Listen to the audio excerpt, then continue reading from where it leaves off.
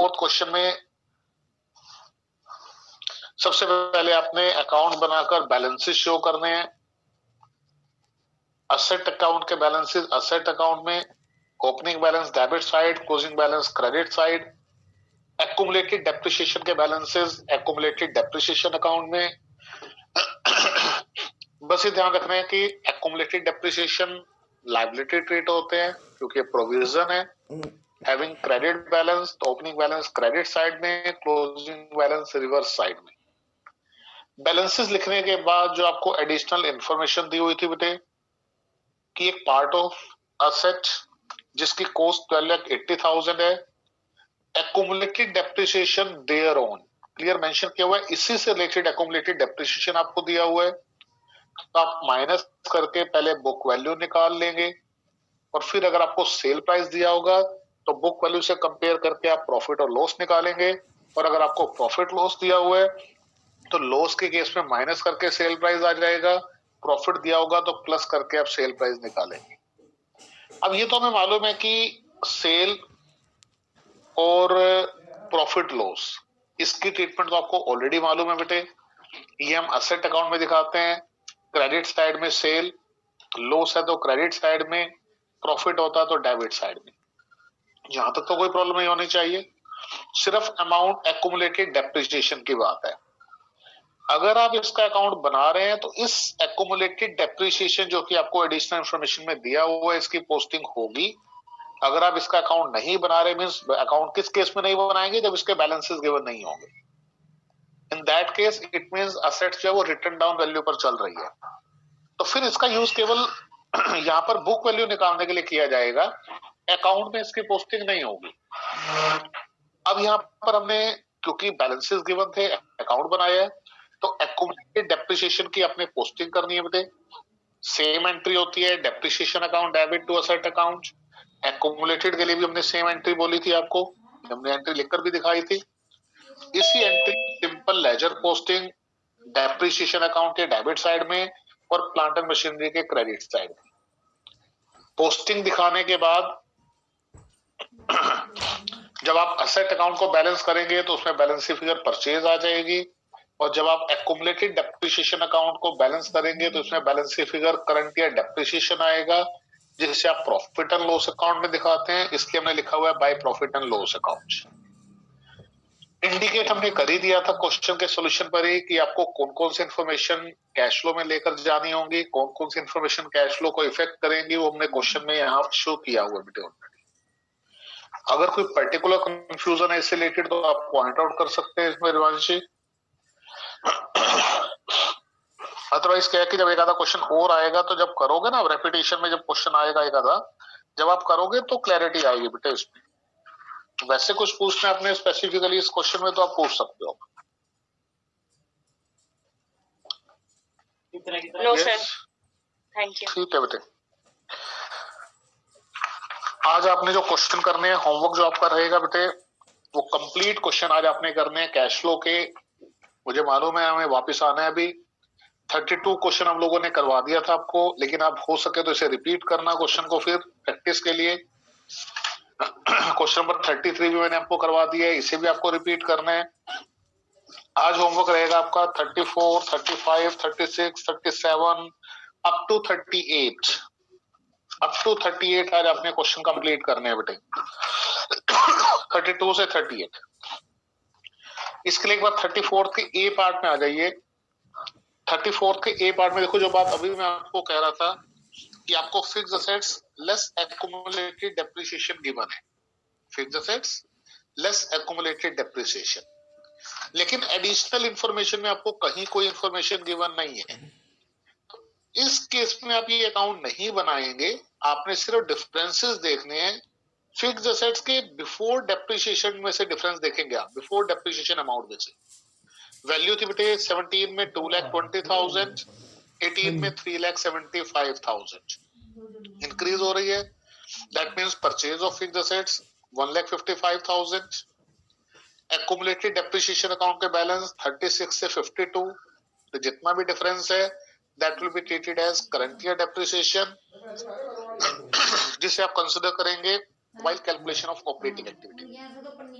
Second, इसमें आपको एक contingent liability given है और इसमें दिया हुआ है proposed dividend और आपको 2 ईयर की फिगर गिवन है 17 एंड 18। अब ये लास्ट ईयर ही चेंज हुआ था, contingent liabilities proposed dividend के बारे में अलग से गाइडलाइंस आई थी जिसके लिए नीचे हिंट भी दिया हुआ है आपको।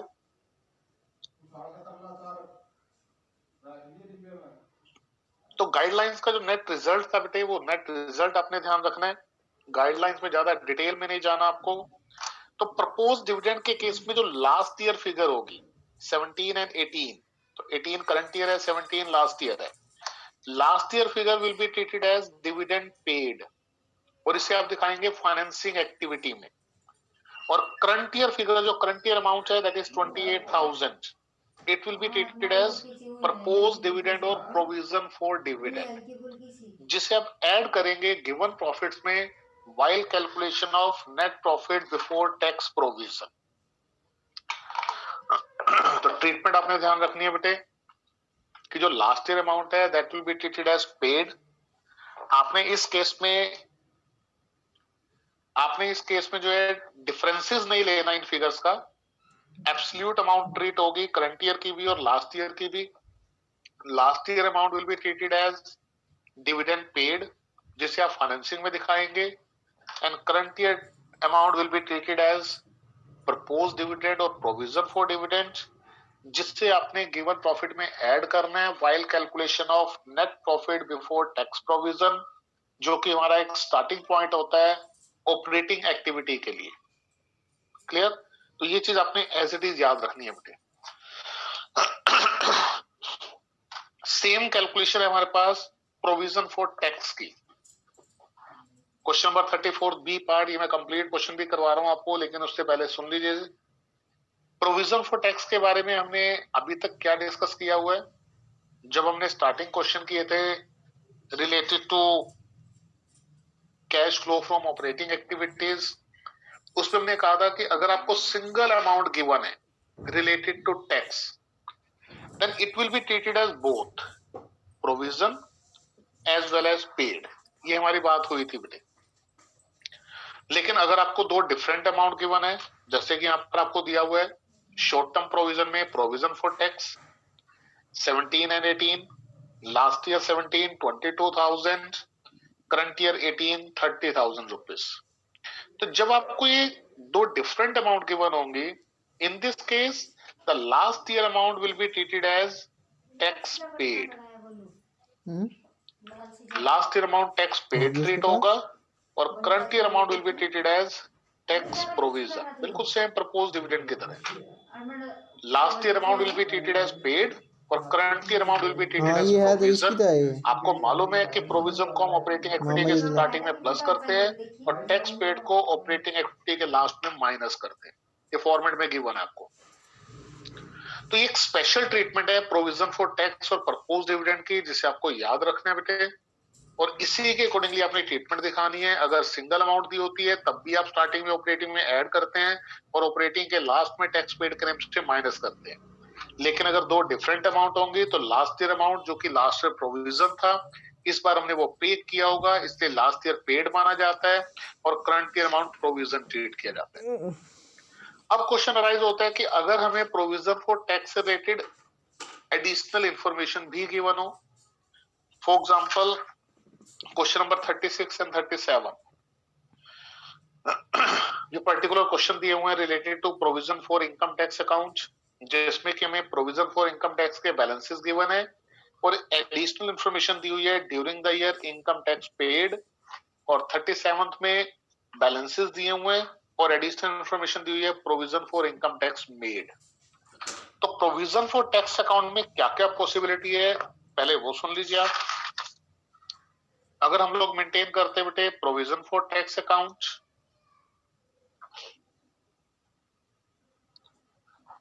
Provision for tax account, all the provisions are treated as liabilities. जितने भी प्रोविजन होते हैं वो एज ए लायबिलिटी मेंटेन किए जाते हैं बिजनेस में।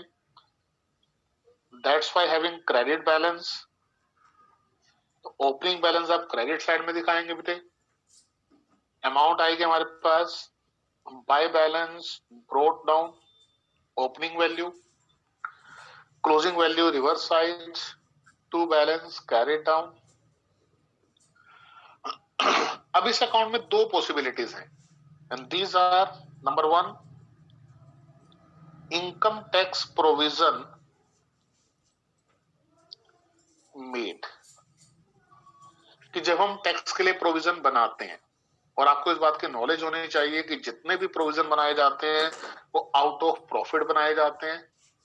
That's why the entry will be profit and loss account debit, और we can say that statement of profit and loss debit to tax provision.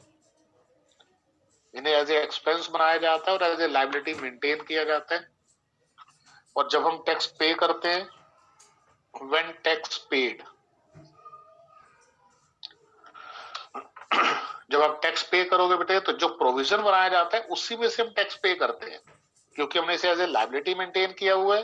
जब पेमेंट होती है दैट मीन हम अपनी लायबिलिटी फुलफिल कर रहे हैं। तो एंट्री बनती है टैक्स प्रोविजन डेबिट मम्मी या मेरी वो नीले प्रोविजन वाली फॉर जैकेट टैक्स कहाँ है? Account debit to bank account. वो जो बिना चैन वाली पेमेंट की है, एंट्री होती है बटनों बेटे। वाली है। अब मुझे इन एंट्रीज की पोस्टिंग करनी है प्रोविजन फॉर टैक्स अकाउंट में। फर्स्ट एंट्री में मैंने टैक्स प्रोविजन या प्रोविजन फॉर आराम टैक्स से को क्रेडिट किया हुआ है, लगवाओगे तो छूट। पोस्टिंग क्रेडिट साइड में होगी by profit and loss account, bracket में प्रोविजन, और सेकेंड एंट्री जिसमें मैंने टैक्स प्रोविजन को डेबिट किया है, पोस्टिंग डेबिट साइड में होगी, पेमेंट की टू बैंक अकाउंट, ब्रैकेट में टैक्स पेड। तो ये मैक्सिमम पॉसिबिलिटी है जो एक क्वेश्चन में हो सकती है। इससे ज्यादा आपको कभी भी मेंशन नहीं किया होगा। केवल ये 4 पॉसिबिलिटीज हैं प्रोविजन फॉर टैक्स अकाउंट में। आउट ऑफ 4, 3 आपको एज एन इंफॉर्मेशन गिवन होंगी, 4th हमारे पास बैलेंसिंग फिगर आ जाएगी। आप देख सकते हैं क्वेश्चन नंबर 36 एंड 37 दोनों क्वेश्चन हम देखते हैं वन बाय वन। तो 36 क्वेश्चन में हमें इंफॉर्मेशन गिवन है बेटे provision for tax balances 16 and 17। 16 का बैलेंस हमें दिया हुआ है 2,20,000 और 17 का बैलेंस हमें गिवन है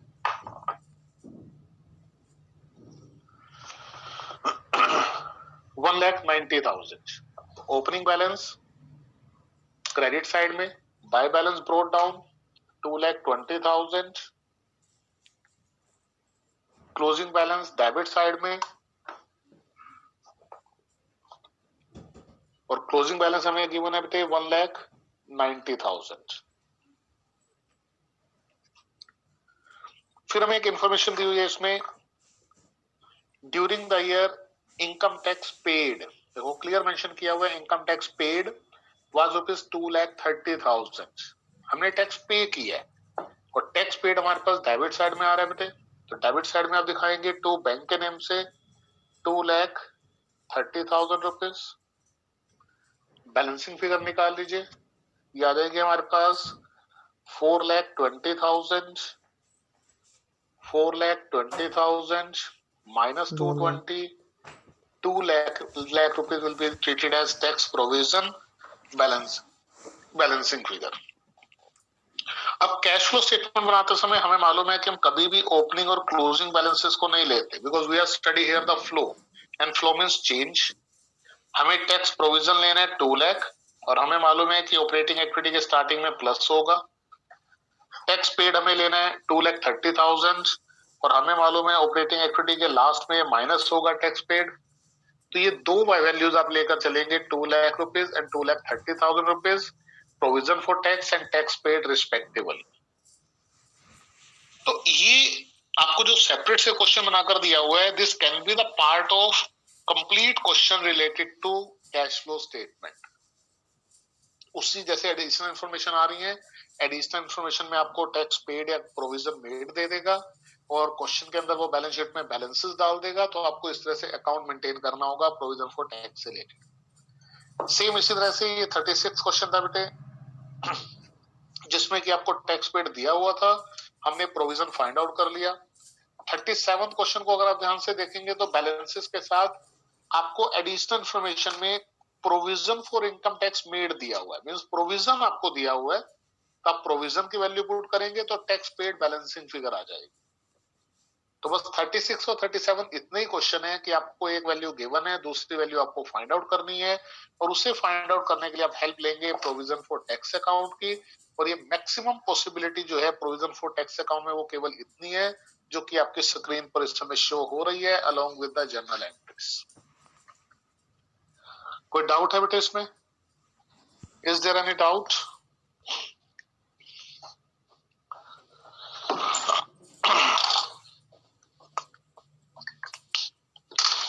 चलिए, अगर क्लियर है तो हम लोग एक कंप्लीट क्वेश्चन कर रहे हैं। Question number 34 B part. Complete question की जो इनिशियल रिक्वायरमेंट है 34 बी पार्ट, उसे हम पूरा करते हैं। पहले जो जो इन्फॉर्मेशन हमें मालूम है कि मैं रिक्वायर्ड है बेटे, पहले वो नोट कर लेते हैं। Cash flow statement,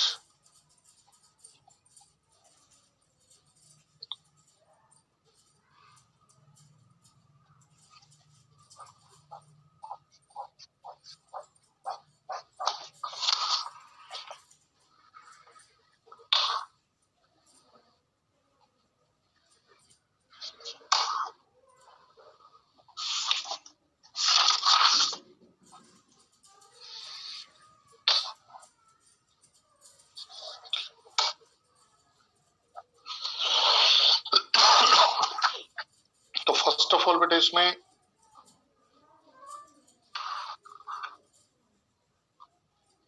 first calculation हमारी cash from operating activities,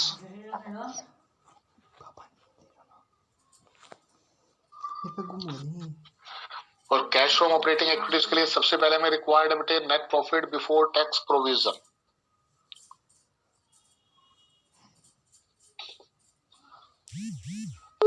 net profits before tax provision, जिसमें सबसे पहले हम लेकर चलते हैं गिवन प्रॉफिट्स, और गिवन प्रॉफिट्स के साथ हम 2 to 3 लाइन का स्पेस दे रहे हैं बेटे for the calculation of net profit before tax provision. इसके बाद आप इसमें ऐड करते हैं non cash and non operating expenses. फिर हमें माइनस करना होता है बेटे नॉन ऑपरेटिंग इनकम्स। बस ये ध्यान रखना कि नॉन ऑपरेटिंग इनकम आपको जब भी मिलेगी वो एडिशनल इंफॉर्मेशन में होगी।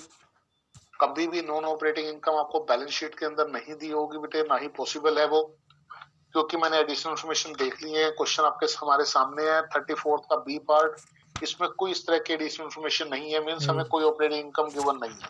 तो लाइन सिंगल लाइन स्पेस काफी है। रिजल्ट आ जाएगा हमारे पास operating profits before working capital changes,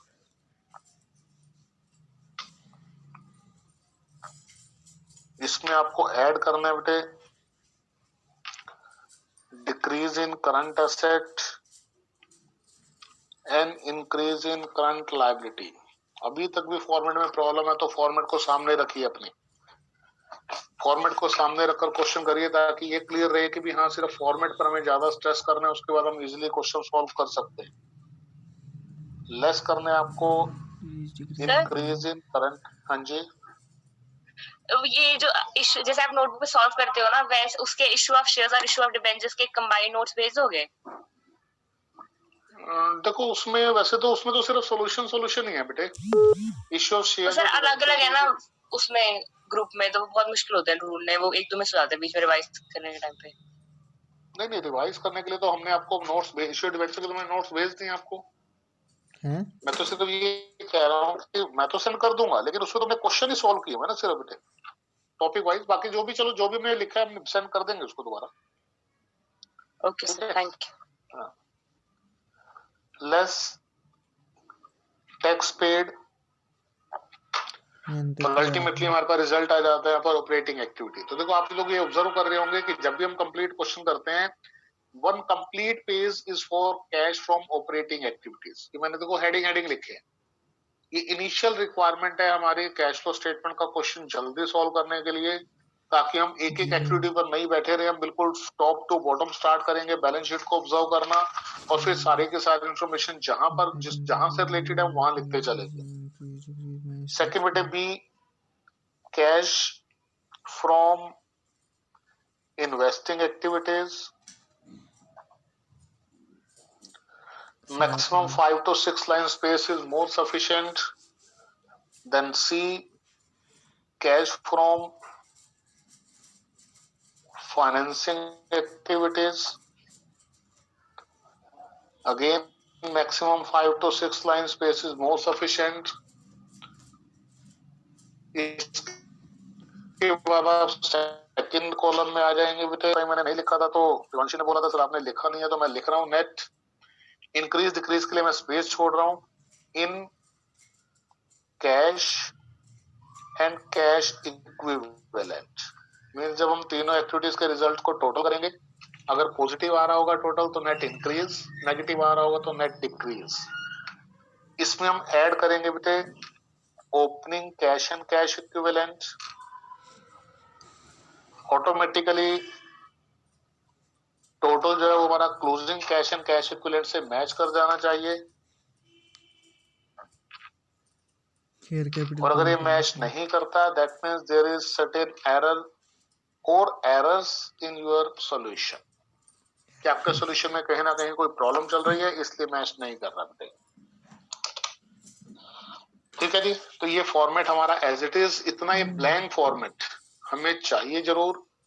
इस ब्लैंक फॉर्मेट के साथ आपने स्टार्ट लेना है कैश फ्लो स्टेटमेंट को। अब हम टॉप टू बॉटम मूव करते हैं। Question number 34 B part. सबसे पहले हम इसमें गिवन है बेटे share holders fund, share capital, और किसी भी तरह का कोई भी नोट नंबर गिवन नहीं है। तो डायरेक्ट आप डिफरेंस देखेंगे 250 से 280। 250 से 280 मींस डिफरेंस हमारा इंक्रीज हो रहा है, that means issue of shares. अगर डिक्रीज होता तो रिडम्पशन ऑफ शेयर, इंक्रीज हो रहा है तो इश्यू ऑफ शेयर्स।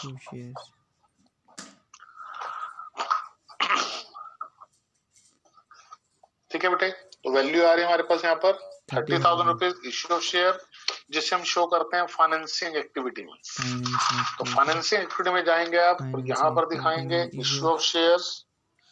तो वो जो इन्वेस्टिंग एक्टिविटी वाले क्वेश्चन थे ना, उसके नीचे अजम्पशंस लिखी हुई थी कि हम ये अज्यूम कर रहे हैं ये इसी दिन एसेट सेल हो रहा है, तो हमें भी वो मेंशन करनी पड़ेगी। देखो मैंने आपको पहले भी बोला था कि वो अजम्पशन सिर्फ किस केस में है, जहां पर परसेंटेज है। अगर आप इस बात को दोबारा ऑब्जर्व करेंगे बेटे, तो जहां पर परसेंटेज गिवन होगी, क्योंकि परसेंटेज का रोल है इंटरेस्ट की कैलकुलेशन के लिए, और इंटरेस्ट की कैलकुलेशन होती है हमेशा अकॉर्डिंग टू टाइम। तो जहां पर परसेंटेज है मींस वहां पर आपको इंटरेस्ट फाइंड आउट करना है, और इंटरेस्ट फाइंड आउट करने के लिए क्योंकि टाइम का रोल है, और उस केस में आपको अगर आप अजम्पशन नहीं लेंगे तो कैलकुलेशन किस बिहाफ पर करेंगे आप।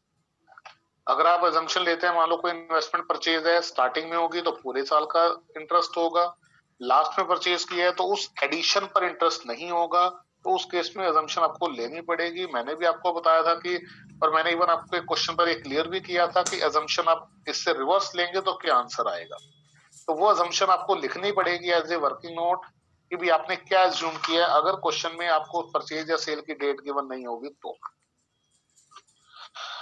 नेक्स्ट बेटे इसके अंदर reserve and surplus. Reserve and surplus के लिए नोट नंबर 1 दिया हुआ है, और जब आप नोट नंबर 1 को देखते हैं तो आपको रिजर्व एंड सरप्लस में general reserve and P&L balance दिया हुआ है। First of all profit and loss account balance, difference हमारा करंट ईयर प्रॉफिट होगा, दैट इज 47,000 रुपीज डिफरेंस आ रहा है बेटे।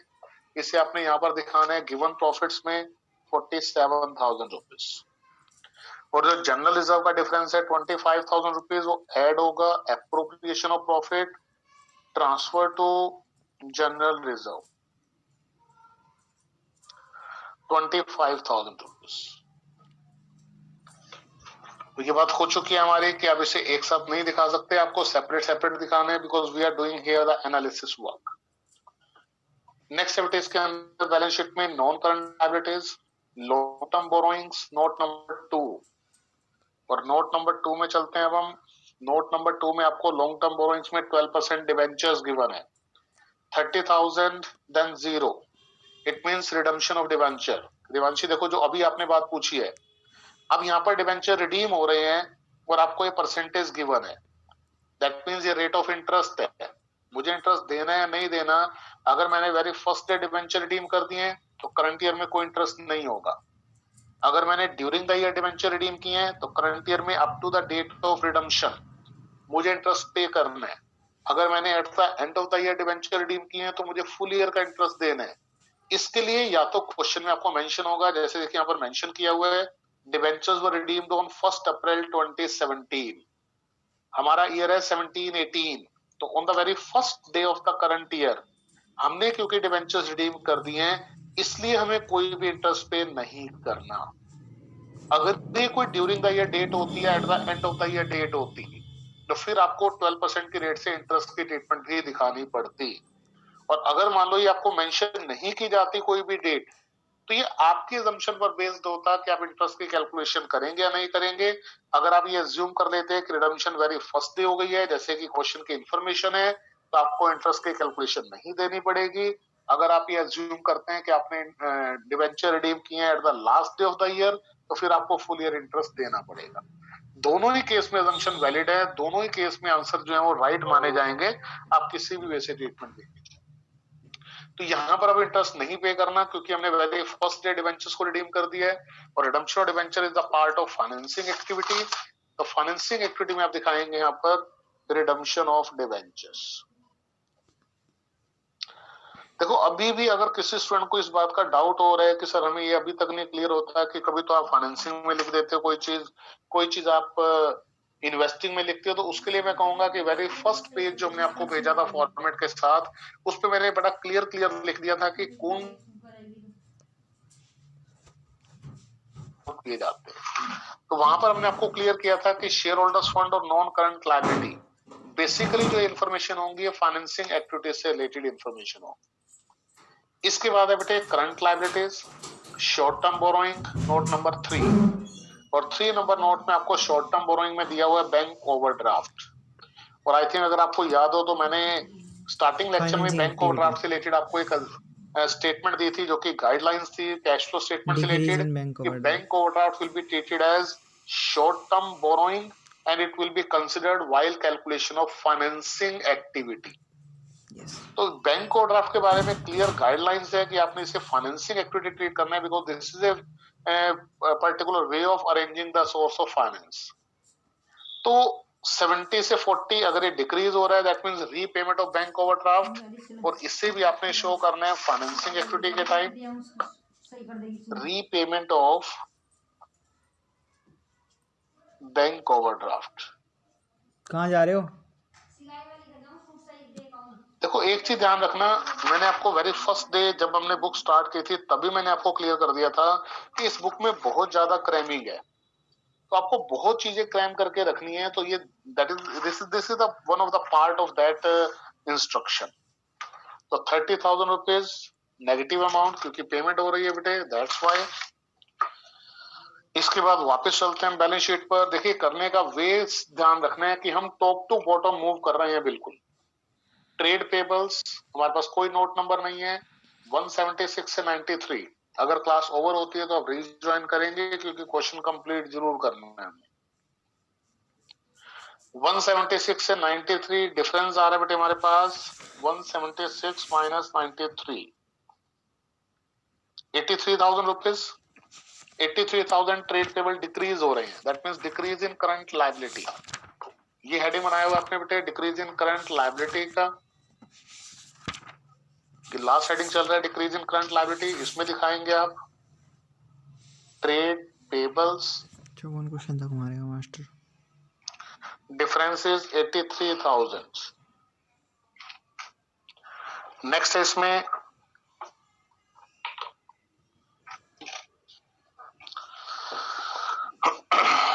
ट्रेड पेबल्स के बाद short term provision, note number 4, और शॉर्ट टर्म प्रोविजन अगर हम नोट नंबर 4 को कंसिडर करते हैं तो यहाँ पर प्रोविजन फॉर टैक्स दिया हुआ है, जिसके बारे में आपको क्लियर कर चुका हूं कि अगर कंपैरेटिव अमाउंट दी हुई है और कोई इन्फॉर्मेशन नहीं है तो last year amount will be treated as tax paid और current year amount will be treated as tax provision.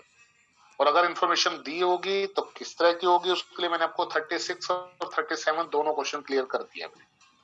तो 22 टैक्स पेड, जिसे हम ऑपरेटिंग एक्टिविटी के लास्ट में कंसिडर करते हैं, ऑलरेडी हमने मेंशन किया हुआ है यहाँ पर 22,000 रुपीज। और टैक्स प्रोविजन जो कि स्टार्टिंग में आएगा, while calculation of net profit before tax provision, यहाँ पर provision for tax current year amount. आपने इसमें डिफरेंस नहीं लेना, ये चीज आपने ध्यान रखनी है कि एब्सोल्यूट अमाउंट की ट्रीटमेंट हो रही है लास्ट ईयर और करंट ईयर की। ये हमारी कंप्लीट होगी बेटे liability side. Now comes to the asset side. Asset side में fixed assets, tangible assets, note number 5 और 5 नंबर अगर नोट में आप जाएंगे तो land and building and plant and machinery. Land and building 2 lakh से 50, that means sale. Plant and machinery 150 से 315, that means purchase. तो इससे आपने शो करना है इन्वेस्टिंग एक्टिविटी।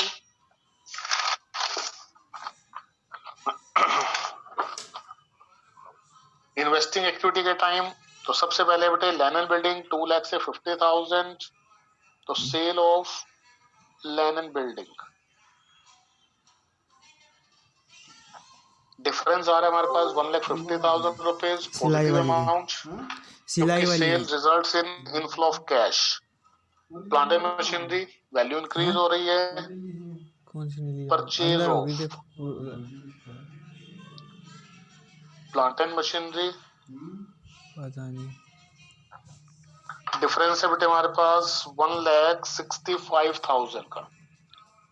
और नेगेटिव अमाउंट क्योंकि it results in outflow of cash. Next है इसमें इंटेंजिबल असेट्स 60 से 42। और इंटेंजिबल असेट्स के बारे में भी मैंने आपको क्लियर किया था कि अगर ये इंक्रीज हो रही है value then it will be treated as purchase, लेकिन अगर वैल्यू डिक्रीज हो रही है then it will be treated as written off और अमोर्टाइजेशन। यहाँ पर वैल्यू डिक्रीज हो रही है 60 से 42, 18,000 रुपीज, तो ये हमारा अमोर्टाइजेशन या इंटेंजिबल असेट्स रिटर्न ऑफ है। इंटेंजिबल असेट रिटर्न ऑफ, जिसे आप कंसिडर करते हैं as a non cash item 18,000 rupees while calculation of operating activity. Next आ गई बेटे नॉन करंट इन्वेस्टमेंट। और नॉन करंट इन्वेस्टमेंट में 62 से 30 डिक्रीज हो रही है, that means sale 32,000 rupees. Investing activity sale of non current investment,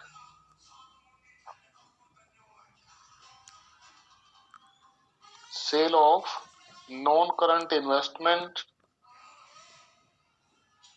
sir blur हो रहा है आज कैमरा, आप बताइए 32,000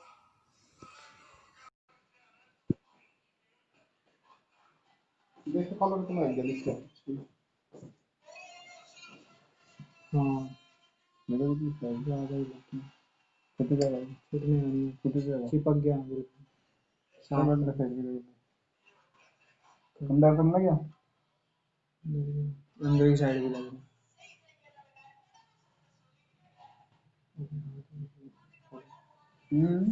हो गया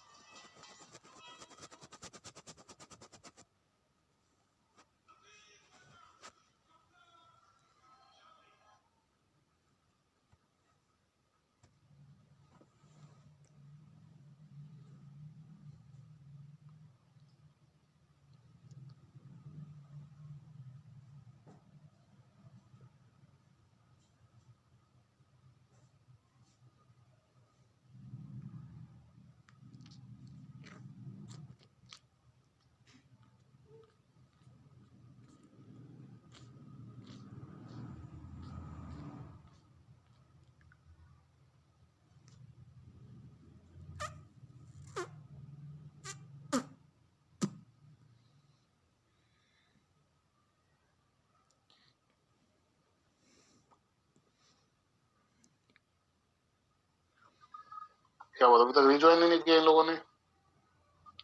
हाँ रह गए, थक जाते हैं जल्दी।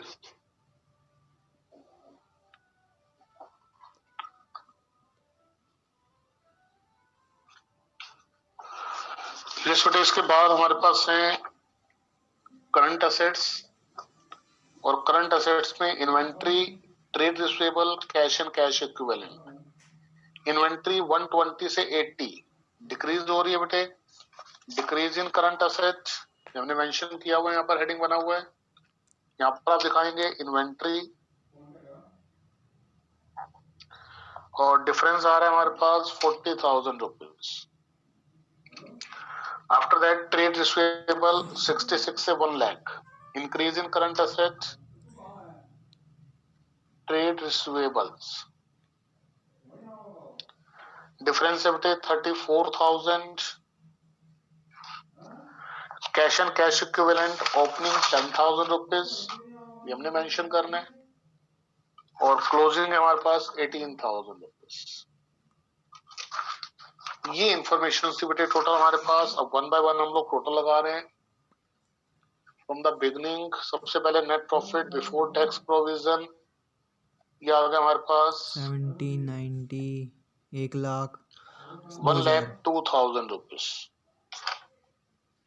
इसमें मैं ऐड करना है non cash and non operating expense 18,000। 20,000, 1,20,000 value आ गई हमारे पास 1,20,000। लेस है ही नहीं, हमारे पास आ गई ऑपरेटिंग।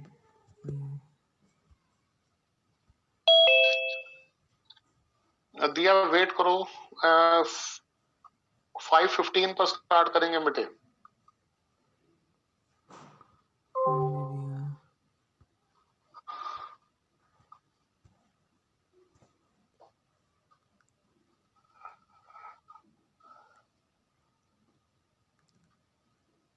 वन लाख 20,000 ऐड करने बेटे आपने इसमें, सॉरी पहले नॉन ऑपरेटिंग इनकम्स गिवन नहीं है, ये रिजल्ट आ गया हमारे पास 1,20,000। Operating profit before working capital changes add करना है अपने 40,000। Decrease in current asset, increase in current liability 1,60,000।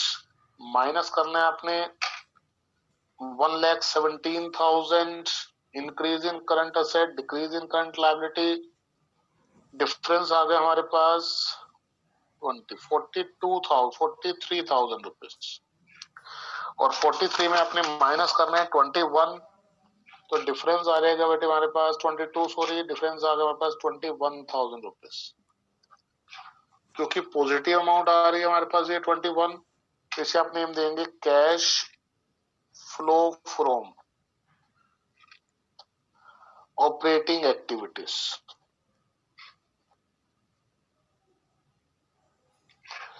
ये आपका फर्स्ट आंसर आ गया 21,000 रुपीज। इसके बाद बेटे इन्वेस्टिंग एक्टिविटी।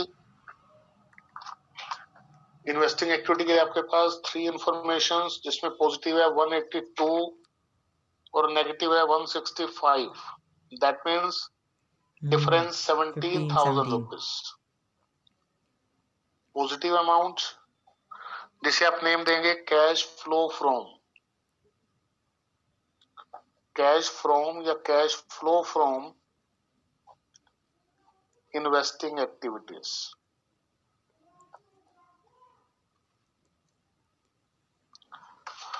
फाइनेंसिंग के लिए हमारे पास 3 इंफॉर्मेशन, नेगेटिव 60 और पॉजिटिव 30, तो 30,000 रुपीज नेगेटिव अमाउंट 30,000, जिसे आप नेम देंगे cash used in financing activities.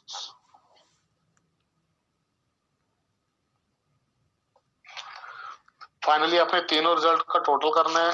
First result हमारा 21 plus 17 is equal to 38 minus 30, 8,000। 8,000 rupees बिल्कुल सही पॉजिटिव आ रहा है जवाब। बेटे। इसे आप बोलेंगे net increase in cash and cash equivalent. उसमें 10 आपने ऐड करने हैं, 18 आपका क्लोजिंग बैलेंस के इक्वल आंसर आ रहा है। दैट मीन्स जो आपने आंसर निकाले हैं डिफरेंट एक्टिविटीज में वो आपके राइट आंसर्स। आई थिंक अब आप वे से फैमिलियर हो गए बेटे, क्योंकि अभी हमारा कोई फर्स्ट क्वेश्चन नहीं है, हम कंप्लीट थर्ड क्वेश्चन कर किए हम लोगों ने ये, तो आई थिंक अब धीरे